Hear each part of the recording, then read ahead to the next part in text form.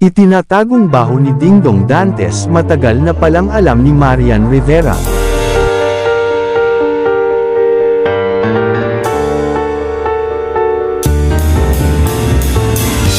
Pasabog nga ang mga balitang lumalabas ngayon sa social media ang pagtataksil ng aktor na si Dingdong Dantes.